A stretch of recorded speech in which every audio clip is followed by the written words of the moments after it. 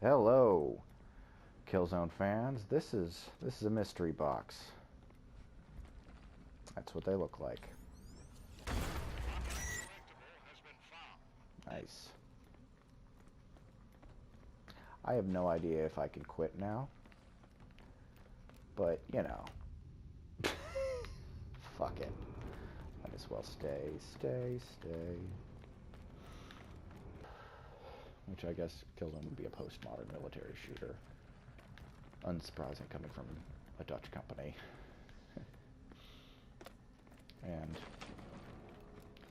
well, it's always been a bit heavier, weightier, more heavily animated, and played generally slower than your Call of Duties. You know, partially is because up until this very game, it's always run at 30 frames per second. Right now you're seeing a solid 60 frames per second, which is awesome, and the series, a series first. Killzone 2 actually played with a significant input lag, actually. It was about 180 milliseconds for every single input from shooting to turning. And you kind of got used to it in single player. You know, it was 30 frames per second, and the enemies popped up and darted around in such ways that it was fun, and the maps were designed, you know, sort of linearly with kind of most of your aiming was done, you know, like here, this was a map from Killzone 2. So, look, this is almost unchanged. Firefights were done, you know, down here. I wish there was more people so I could show you, but goddamn, I joined a dead server.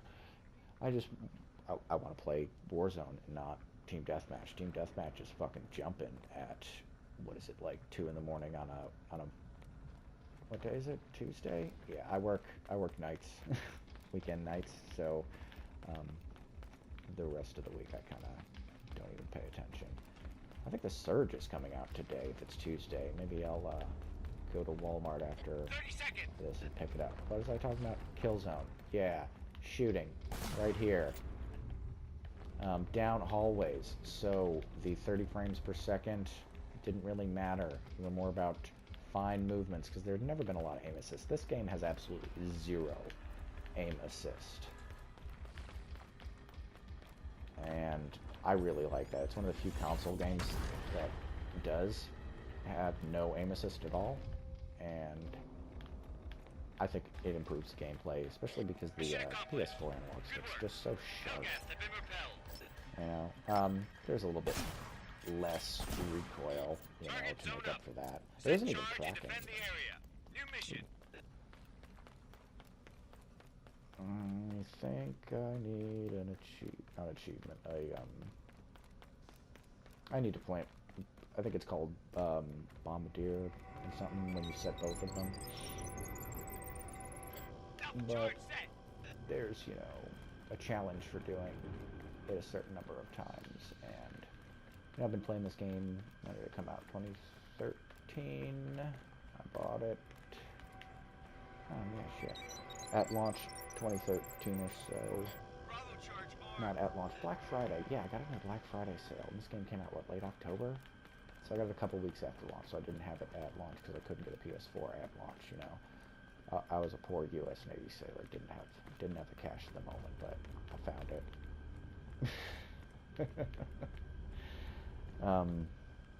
Right here I'm playing on a PS4 Pro. That's why the frame rate is so smooth.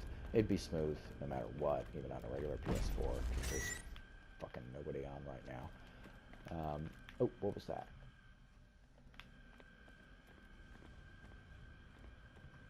I thought I saw something. I'll check the footage later. Maybe I did, maybe I didn't. And boom, demolition expert. Yeah. Confirmed. Target destroyed. Good work. What did I say earlier? Bombardier? Orders in. Locate the beacon and return it to designated area.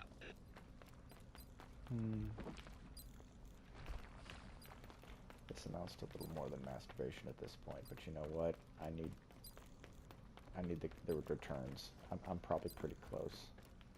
See, destroy 10 objectives, search and destroy missions in the academy. See, I'm close. Let's see what it is. It's going to change. Yeah, 5 beacon retrievals. I need my 5. Give me my 5. Okay, so this part of the map was not accessible in the original Killzone 2 or Killzone 3 remake. This map has been remade several times in every Killzone game since 2. Personally, I wish they would do that for like a Killzone 1 map. I wish they'd come out with one more map pack for this game. You know, Guerrilla, I know if this gets 2 views, I would hope the second view is somebody from Guerrilla Games. Which won't happen, but that'd be cool. But I would love if you'd bring back a remake of there's Killzone 2 map that was super fucking unbalanced. The beach. Oh, the beach. Shit. It was in the Ice and Rain map pack in Killzone 2. But I didn't play it. Well, I did play it eventually in Killzone 1 online. Well, not online. Against bots. Both in the original PS2 version, which I beat, and then the far superior PS3 HD remake that I think still runs at 30 frames per second. I don't know why, but I don't have a frame counter, so, you know. Mission was successful. Key objective I'd secured. love to see all of Killzone games remade in this engine with some of the holes patched in. Like Killzone 3 obviously had an entire story segment missing. Good work, men. Because, The battle is well, won, but the war if is you not played over. Killzone 3. Okay, what was I, planking? Yeah, planking. Execute. No names, because that was the only one. Let's go to the statue. I love the statue. Nobody ever plays this statue.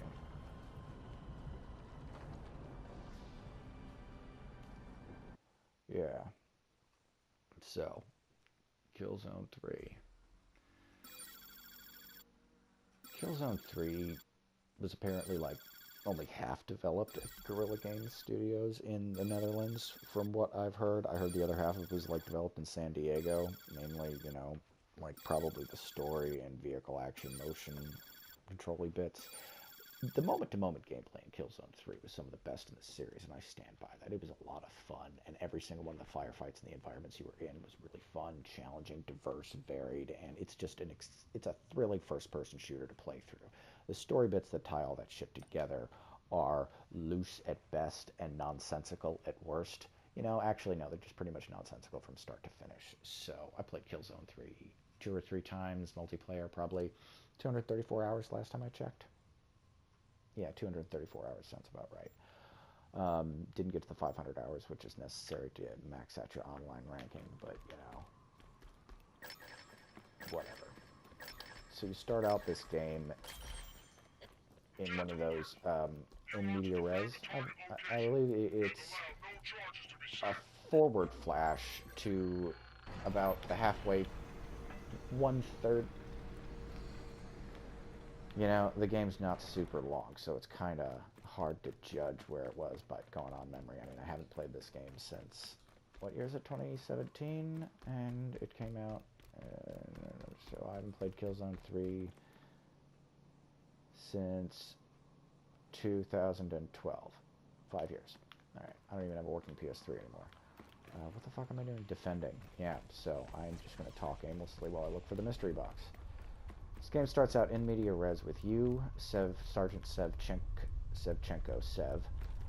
and Rico Velasquez donning hell-gassed helmets and riding a gondola into a secret weapons facility. Whereupon you go through a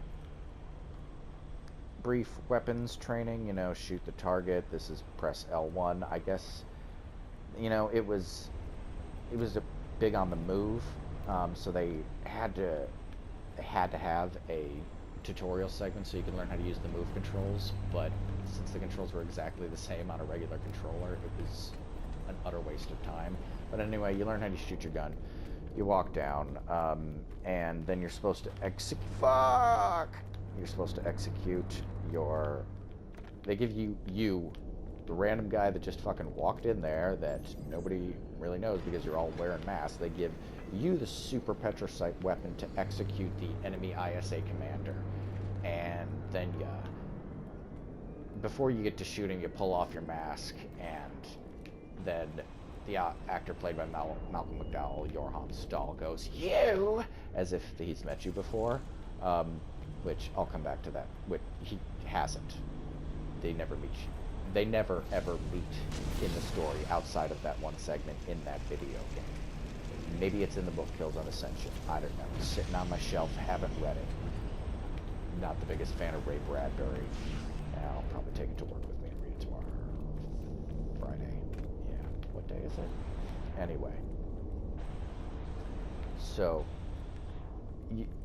then the game, from this forward flash, because you don't shoot the gun, it goes into the cutscene, and then it fades to black, and then it fades in. Oh shit, there's somebody here. And it fades in at the end of Killzone 2. You're standing on the steps of Visari Palace, overlooking the nuclear ruins. I forgot what gun I was holding.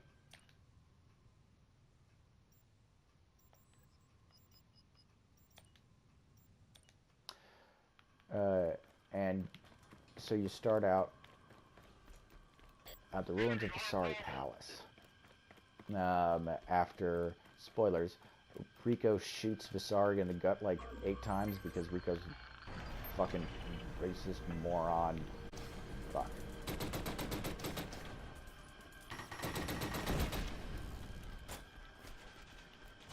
Small beacon in place. I love that you can sprint and reload at the same time. Well, we got both of them. Good on him. Yeah, I'm not going to get over there in the next 12 seconds. Ain't going to fucking happen. 8 seconds? Nope. Takes 5 seconds to defuse. Yeah. It's dead. What was I talking about? Oh, yeah. Steps of Visari Palace. And, that's when you see all of the various changes that happened between Killzone 2 and Killzone 3. Like, Captain Narville got a new voice actor, and a new personality, and a new backstory, and new motivations. And then swapped... Killzone fans will notice that in his line, he said,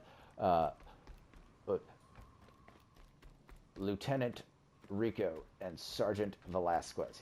I think I'm getting their ranks wrong, but anyway, he demoted Rico and promoted Sev because Rico just assassinated Visari instead of taking him in for trial like he was supposed to in direct violation of, you know, the Geneva Conventions, his orders, rules of war, fucking everything. Rico should have been like shot on the spot, just, you know, as a diplomatic contention point right there. But they let him live with a half month's pay. Oh, what was it? They gave him a field grade. Yeah, that's what it is in the Army. It's a field grade. Yeah. In the Navy, we called it 45 half months pay times 2. And a demotion. Usually they bust you down to E1 in the Navy. They like to do that. Well, no, one rank. Usually for DUIs, it's 1 rank. What was I saying? Oh, yeah. Killzone 2, Killzone 3 story, post-Killzone 2 ending where Rico kills Sergeant Velasquez. No, wait, where Rico kills Ayutark Visari. Rico kills Autark Visari and gets demoted. Fuck, there he is. Alright. Let's do this.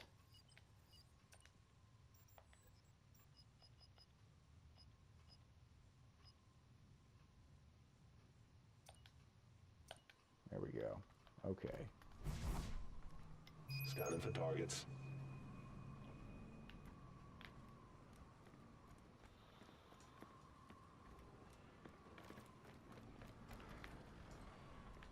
So you're leaving the steps of Visari Palace, and getting into firefights because you're trying to get out of the city, and it's, oh shit, base camp suicide. Oh man. You're trying to get out of the city because you have no reinforcements. The last radio call I have, which I don't know how they're getting fucking radio calls on another planet in real time. That just, it doesn't seem likely, even if it's a binary planet system. It still seems like that should be like hours long. Anyway, I'm getting off track. So then you go through a brief shooting segment, and if you're playing two-player, you're going to find that the person that you're playing with is the dude from the Natko from the previous game. Fucking Natko. I can't do the accent, but fucking Natko is the guy, is your silent co-op partner if you play Killzone 3 in two-player split screen, which is the only time you could ever play that in the entire series.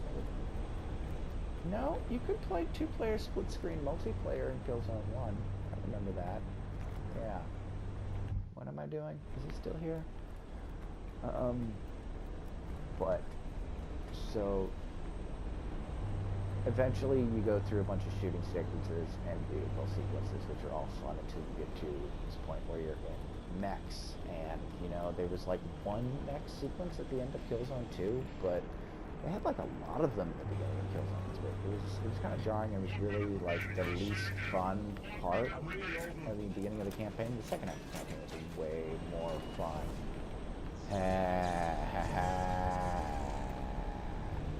Teleport, bitch.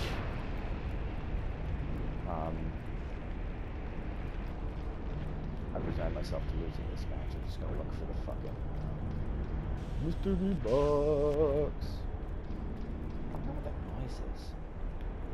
Yeah, there's a lot of environmental details on these maps if you like look for them. I haven't done that on this map. But, so you're in this giant mech, and you're fighting Hellgassed artillery units, and tanks, and dudes with rocket launchers, and then a fucking Mauler shows up, and then this female character shows up, because the only previous female character in the Killzone games, okay, so Killzone 1 had, this sniper spy chick, shit. I haven't played that game since 2012 either.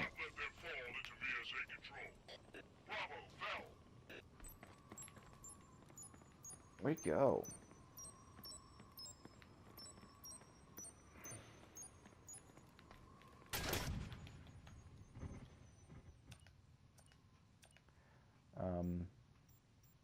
Anyway, Killzone 3 had this chick Jammer who shows up at a cutscene, gets kidnapped, and Rico goes after her, and then you don't have to deal with Rico again.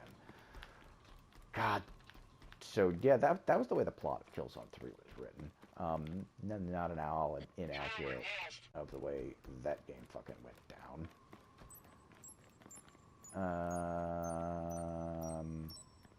And then you show up in a jungle. I fucking hate Jammer. She has like 3 lines, and she's literally just there to get kidnapped and rescued. It's like, 20 feet? Fuck you. That guy's better than me. Oh yeah, see, he has an extra bar. I only have 1 bar, and he has 2 bars. He's been playing a lot longer than me. He is better than me, so I don't feel so bad for losing. Kid's got the skills. And then you show up in a jungle. A Hellgas jungle, which is like, so the way I always imagine the Hellgas jungle, the way it looked at it, it's like so a different evolutionary track where instead of developing, you know, chlorophyll, it was like everything developed around chitin because it was all looked really chitinous. You know, but not quite fungal chitinous, if that makes sense. You know, fellow biologists, you know what I'm talking about right here. And well, it was all silver, which says some interesting things about the way, because obviously, you know, if they're plants, they're either eating, something has to be getting energy from the sun, but they were silver. So that tells you something about the wavelengths of light that were able to go through the Helgen atmosphere for these plants to be able to work with. And, you know, it's true in the entire games of Killzone 2 and 3 on Helgen, it's more of like a gray sky. It does not look like this. Right now we're on Vecta, actually. We're not even on Helgen. If we play the Remains, that one's on fucking...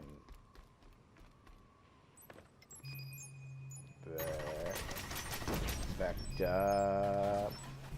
Woo, buddy.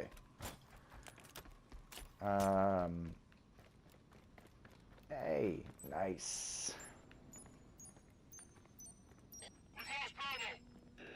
Silver plants, chitinous jungle, invisibility grass. Going through, that's when you find out that the ISA army wants you to surrender, but we know what the Hellgas do to prisoners. Yeah. So then you get captured by a dude stabs you in the heart with a 9-inch knife, and then you wake up with no wounds later. It's fucking stupid. I mean, you could tell that the entire thing was written because there's this scene where they're standing in the middle of the jungle and like Hellgas are coming in on all sides as the fog rolls in and they're back to back and shooting in all directions, and they thought it was really badass, but it was really not badass. It was just incredibly dumb. So dumb. So very dumb. Like the dumbest of the... Yes! Fuck you, I got him. I'm gonna go look at his body. That is the best day ever. Where's his body? Yes, yes. That's what gun he's got. Yeah, take the comrade. Boom! Yeah, I was using a vulture. He had a comrade. No wonder he's fucking winning. Yeah. Yeah, because I can't do headshots for shit right now when I'm fucking giggly. But I always get giggly when I talk about Killzone because, I mean, it's fucking Killzone, man. Killzone's the shit. How can you not love Killzone? It's measurably and demonstrably better than everything else around it. 30 seconds. 30 seconds. I don't even have to qualify that statement. I was talking about the dumbass story of Killzone 3. So, where the fuck do you wake up after they take you? I think you wake up in Antarctica? No, you're getting transported to Antarctica to be in a prison ship, which again, you don't have any fucking injuries despite getting stabbed in the heart with an 8-inch knife by, I think they were female Hellgas troopers, you know, because they were certainly thinner and differently armored. Let's play the forest. Oh, fuck. Should have played the hangar.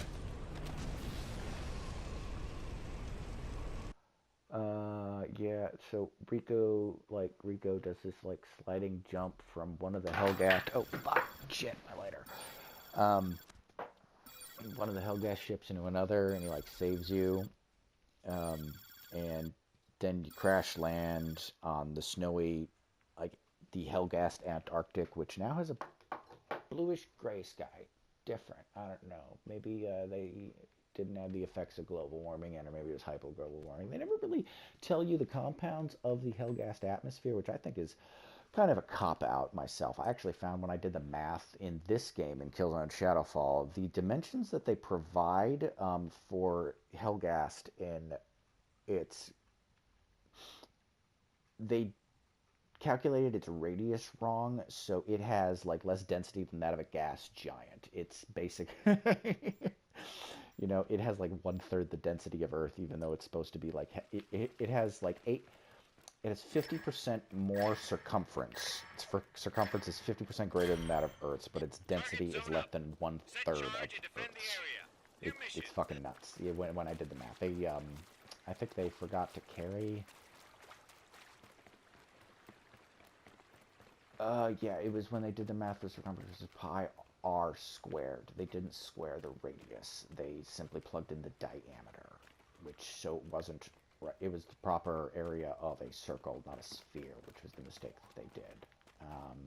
And when you correct for that, yes, Helgen does have about 1.3 times the gravity of Earth. They don't tell you what its makeup is, though, in terms of atmosphere. And so you're in Antarctica, fucking Antarctica, shooting Higgs. In Killzone 3, they didn't make it so that when you shot their helmets, the helmets popped off anymore. That would have been cool. But no, you're not actually shooting Hellgas Army anymore, so they don't look like fascist fascio Nazis. They look like, you know, PMCs, because everything had to be a fucking PMC in 2011, brah. Then you get a jetpack. Jetpack segment's pretty fun. And you fly around in like a carrier. Oh, we're attacking. Brah. You get a carrier. And then you show up at the weapons facility. Stall arms again. Yeah. And that's the first time you've ever been there. And then you get the petricite gun. And Stahl pretends like he knows you, but he doesn't actually fucking know you. And then you find out about the plan, how they're gonna like fly to Earth and blow up Earth, because I don't know why the fuck they want to take over Earth. Earth was a shithole in the Killzone universe, I'm pretty sure. You want Vecta, man. Vecta's where it's at. This is Vecta. Vecta's pretty. I don't know what the fuck. I think those were going up space elevators or something, but yeah. Vecta's the tits. So, Demolition Man, you finish blowing out of the weapons facility, and that's actually a really good fun level. And after you get out of the weapons facility, you fly in, and then you do the episode, level where you have to get to the space elevator, and you fight through like a mauler.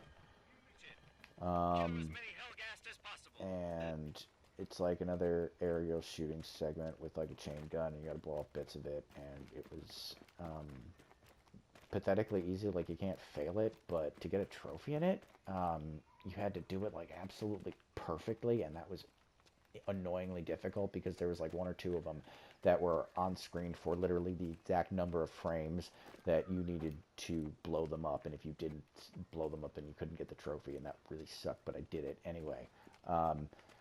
Go down to the space elevator, and there's this one really cool segment about Killzone 3 that I remember, that separated it from Call of Duty and all the other tripe for me. So I remember playing Call of Duty Modern Warfare 2, where you're running through the suburbs of, who gives a fuck, Washington, D.C., I think it was, killing Russians.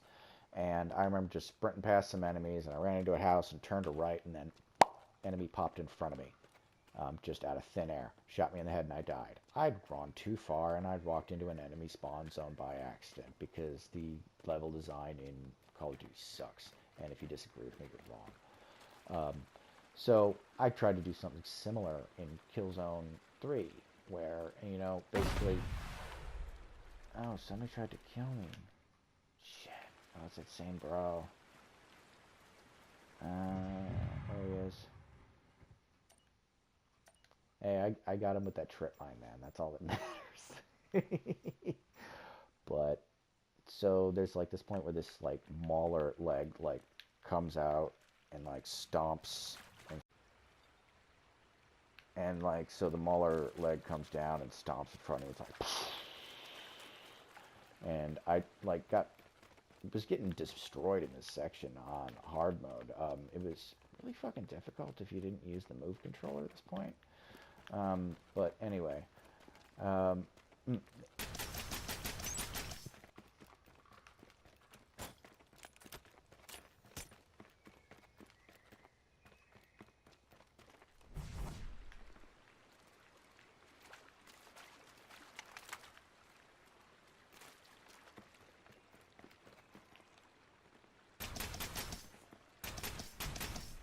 fuck.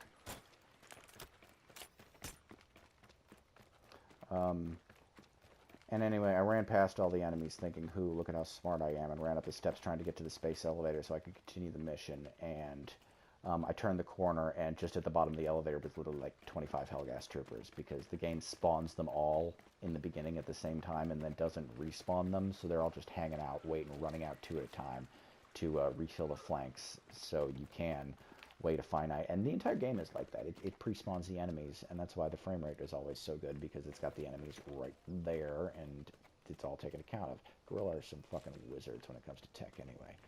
So, get on the space elevator, and you go up to the fucking space station, and that's a really good fucking level, but they do. It's not like zero gravity. It's like reduced gravity, where you're just everything's the same except you jump like 20 feet in the air, and that's really fucking fun. I really wish they'd done that in like a multiplayer level for some reason. It would have, man, that would have been pretty sweet. But nah, brah, nah. No, I knew that was a dumb idea, but I was wondering where it was.